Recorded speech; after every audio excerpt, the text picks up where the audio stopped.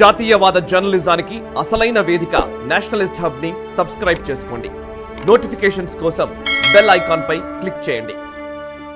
Right sir, ఇక next అంశము elections దాంట్లోకి వెళ్దాం సార్. ఒకసారి సో మళ్ళీ ఒకసారి ఈవీఎంస్కి సంబంధించినటువంటి వార్త వచ్చింది. ఈవీఎం వార్త లేకుండా ఎప్పుడు ఉండదు, ఎందుకంటే కాంగ్రెస్ లేదా అలైస్ గెలిచి ఉంటేనేమో ఈవీఎంలు అసలు సమస్యే కాదు. ఛత్తీస్గఢ్లో అంతకుముందు గెలిచినప్పుడేమో ప్రాబ్లమే లేదు. తెలంగాణలో కర్ణాటకలో ప్రాబ్లం లేదు, బట్ మళ్ళీ ఈవీఎం ఇష్యూ ఉంది. అయితే ఇక్కడ దీని గురించి సుప్రీంకోర్టు చేసిన వ్యాఖ్యలు చాలా కీలకం. బేసికలీ ఈవీఎంలకు సంబంధించి ప్రశాంత్ భూషణ్ వీళ్ళందరూ కూడా అసలు ఈవీఎంల వల్లనే బీజేపీ మోదీ గెలుస్తున్నారన్న ఒక ఆర్గ్యుమెంట్ని ప్రజల్లోకి తీసుకెళ్లే ఒక ప్రయత్నం చేస్తున్నారు. కోర్టులో కూడా దీన్ని ఆపే ప్రయత్నం చేస్తుంటే సుప్రీంకోర్టు ధర్మాసనం చాలా అద్భుతంగా ఆయన చెప్పారు. జస్టిస్ సంజీవ్ ఖన్నా చాలా స్పష్టంగా చెప్పిన మాట, 60 ఏళ్ల వయసులో మేము ఉన్నాము, మాకు తెలుసు బ్యాలెట్ బాక్సులు ఉన్నప్పుడు ఏం జరిగిందనేది మాకు తెలుసు, మాకు కొత్త విషయాలు ఏం చెప్పకండి అని చాలా స్పష్టంగా ఆయన చెప్పారు. ఈవీఎంల గురించి మాట్లాడుతున్న సందర్భంలో ఈవెన్ వీవీప్యాట్ సిస్టమ్ గురించి కూడా ప్లీజ్ ఒక్కసారి ballot papers and EVM and VVPAT ఈ సిస్టమ్ గురించి ఒకసారి చెప్తారా? అండ్ సుప్రీంకోర్టులో వాదనలు ఏంటి, ఎవరి వాదనలు ఏంటి, ఒకసారి డీటెయిల్స్. ప్రశాంత్ భూషణ్కి అయితే పని లేదు సాయి గారు. వాళ్ళు ఒక్కొక్క ఆర్గనైజేషన్, వాళ్ళకి ఫ్రంటల్ ఆర్గనైజేషన్. మన ఇప్పుడు ఈ నక్సల్ గ్రూప్స్ గురించి మాట్లాడుతున్న అర్బన్ నక్సల్స్ అంటే వీళ్ళు కూడా ఒక అర్బన్ నక్సల్ టైపే. కరెక్ట్. ఆయనకి పిఐఎల్ ఆయన మెయిన్ పని. ఎక్కడైనా వెళ్తే ఒక పిఐఎల్ వేస్తారు, ఇమ్మీడియట్ హియరింగ్ వచ్చేస్తుంది. వీళ్ళకి ఏంటంటే మీడియా, వీళ్ళ దగ్గర ఉన్న మీడియా ఇమ్మీడియట్ న్యూస్ పికప్ చేస్తుంది.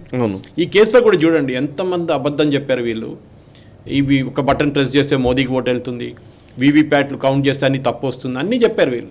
కానీ సాయిగర్ మనం మాట గుర్తుపెట్టుకోవాలి, these people have been proven wrong time and again. ఇదే ఎలక్షన్ కమిషన్ ఎన్నోసార్లు ఛాలెంజ్ చేశారు. మీరు మీ ముందు మేము ఒక మిషన్ పెడతాం, మీరు కాదు మాకేంటి మేము ఇంటికి తీసుకెళ్తా అంటున్నారు. మీరు ఇంటికి తీసుకెళ్తే ఏం చేసుకోవచ్చు. EVMs technically Sai are standalone machines, network machines కాదు. సో ఎనీవే ఒక హ్యాకింగ్ జరగాలంటే మన అందరికి తెలుసు, బేసిక్ నాలెడ్జ్ ఉన్నవాడు చెప్తారు, ఒక హ్యాకింగ్ జరగాలంటే you have to ensure that there is a network to an out side source. Internet ఏదైనా ఉండాలి ఒకటి.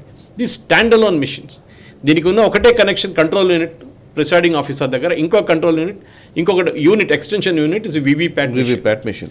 తర్వాత సుప్రీంకోర్టు సజెషన్, మళ్ళీ ఎలక్షన్ కమిషన్ కూడా ఆలోచించి టిఎన్ శేషన్ గారి టైం నుంచి స్టార్ట్ అయింది ఇది. వీళ్ళు అప్పుడు ఏం గొడవ లేదు వీళ్ళకి, ఎందుకంటే కాంగ్రెస్ గెలుస్తూనే వస్తుంది కదా. కానీ ఎప్పటి నుంచి మోదీ గారు గెలవడం మొదలైందో ఆ రోజు నుంచి ఈవీఎం ప్రాబ్లం వీళ్ళకి. ఇప్పుడు justice Dipankar Datta and justice వాళ్ళు అడిగిన క్వశ్చన్, జస్టిస్ సంజీవ్ ఖన్నా అడిగిన ప్రశ్న చాలా క్లియర్ ఉంది. ఐ మీన్ జడ్జ్మెంట్ ఇంకా రాలేదు, it's been reserve, but very obvious what will be the judgement. వాళ్ళు అడిగిన మనకు దేశంలో 90 కోట్ల మంది ఓటర్స్ ఉన్నారు, eligible voters this time.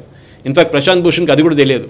And దగ్గర judge I think justice Khanna asked him how many voters are there అంటే 62 కోట్లు అని చెప్పారు. ఏది అది మన 15 సంవత్సరాల ముందు ఉన్న నంబర్ అది. నో, ఇట్ ఈస్ 90 crores అన్నారు. లేదు చూడండి, జర్మనీలో వాళ్ళు మొత్తం మిషన్లన్నీ బంద్ చేసేసి ఇప్పుడు మళ్ళీ బ్యాలెట్కి వెళ్ళారంటే పాపులేషన్ జర్మనీ అంతా అని అడిగారు, 6 కోట్లు.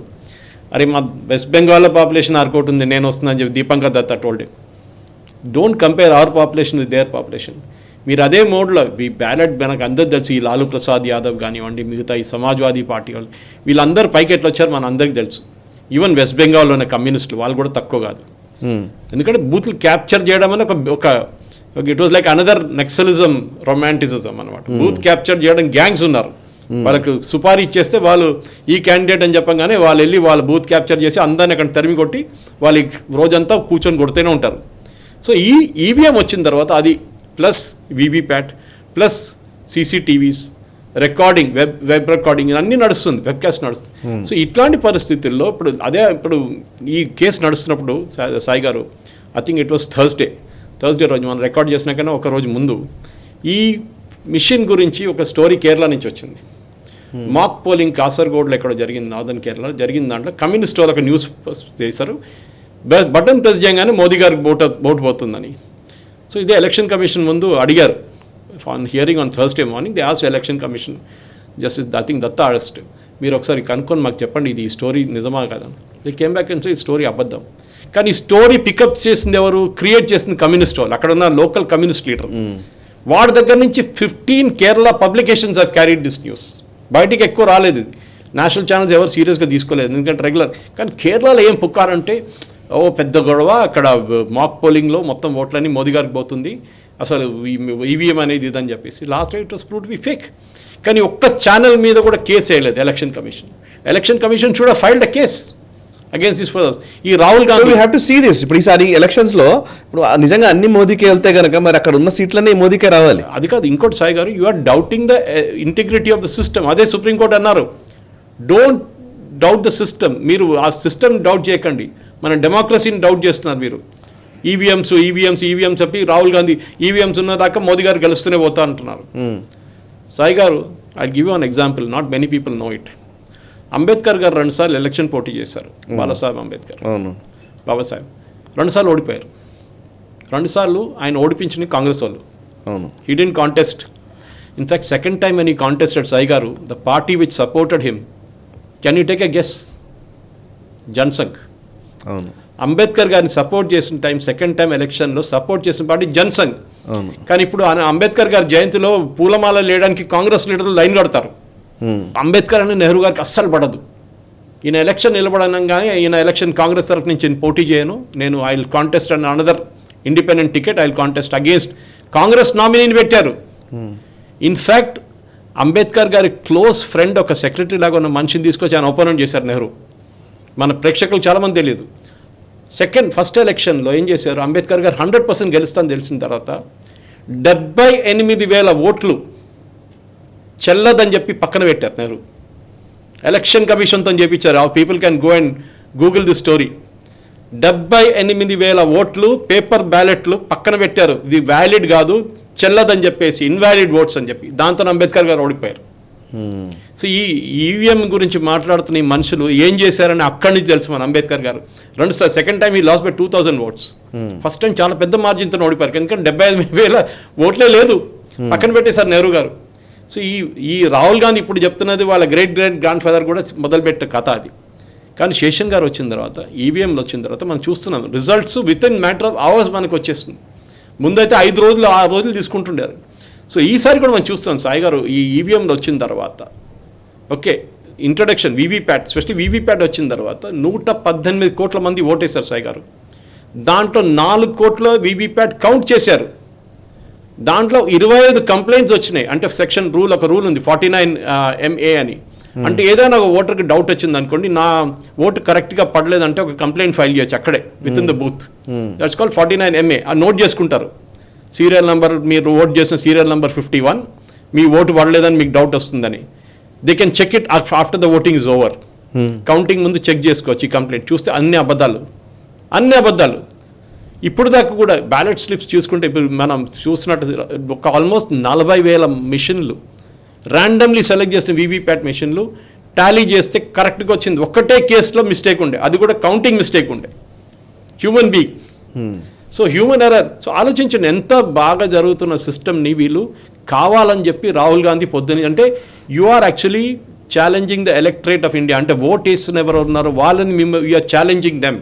రాహుల్ గాంధీ, మీరు వాళ్ళని డౌట్ చేస్తున్నారు, వాళ్ళ ఇంటిగ్రిటీని డౌట్ చేస్తున్నారు. కరెక్ట్. మీరు ఓడిపోతుంటే you find out the problem why you're losing the election. కానీ వచ్చి ఈ సుప్రీంకోర్టుకి వెళ్ళిన తర్వాత ఇప్పుడు చూడండి ఈ న్యూస్, ఇక్కడ తెలుగు మీడియా నాకు ఎక్కువ తెలియదు కానీ మలయాళం ఛానల్స్లో ఎక్కడ రాలేదు ఈ న్యూస్ నిన్నటి నుంచి. ఒక్క ఛానల్ ఎక్సెప్ట్ ఐ థింక్ జనం టీవీలో ఒకటి వచ్చింది, మిగతా ఏ ఛానల్లో రాదు. ఎందుకంటే జనం టీవీ ఈజ్ ఆఫ్టర్ ఆల్ ఒక రైట్ వింగ్ ఛానల్ అని చెప్పొచ్చు. సో ఈ కేరళ కేసులో కూడా నిన్న జరిగిన దాన్ని కూడా ఈ పుకార్ వచ్చినప్పుడు full publicity, half a day ఇదే ఉండే. కానీ సుప్రీంకోర్టుకి వచ్చి ఇది అబద్ధం అని ఈసీ చెప్పంగానే న్యూస్ కిల్ అయిపోయింది ఇమీడియట్గా అక్కడి నుంచి. సో ఈవీఎం అనేది సాయి గారు, we should be very very clear.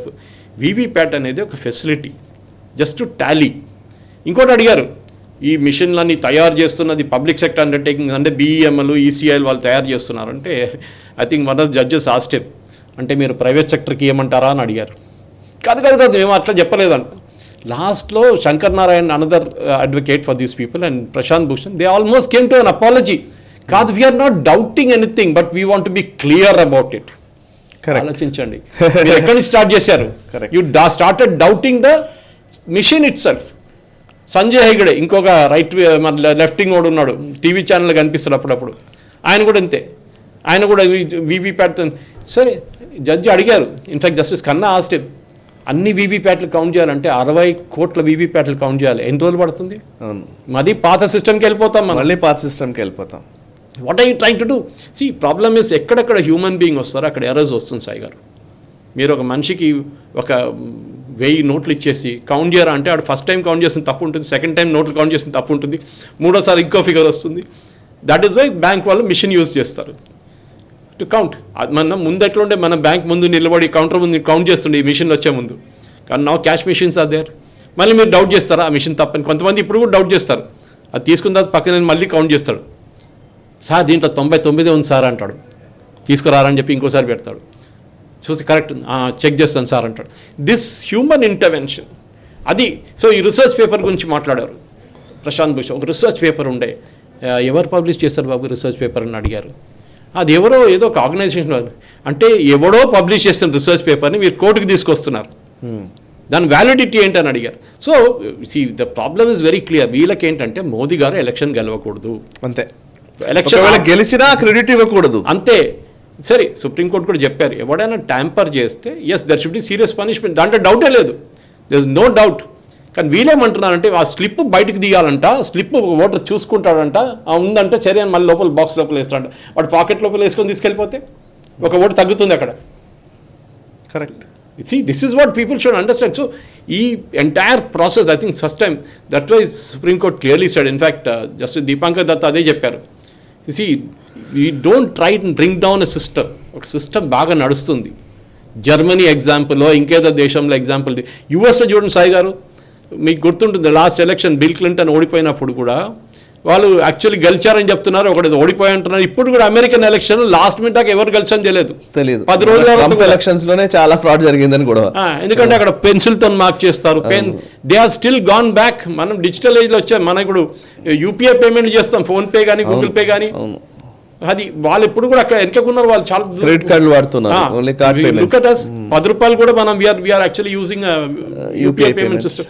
So definitely this is something that EVM అనేది రీసెర్చ్ అంటున్నారు, ఏ రీసెర్చ్ లేదు. ఒట్టిగా పుకారు ఏంటంటే ఈ ఎలక్షన్ కాకుండా ఇది మన పాత సిస్టమ్కి వెళ్ళిపోవాలి. Sorry, there is no data, nothing to be shown on this. మిమ్మల్ని ఛాలెంజ్ చేసినప్పుడు మనం చేయలేదు. ఎవడో లండన్లో కూర్చొని ఏదో ఒక మిషన్ చూపించి it can be tampered, it can be tampered అంటే it cannot be tampered. Simple as that.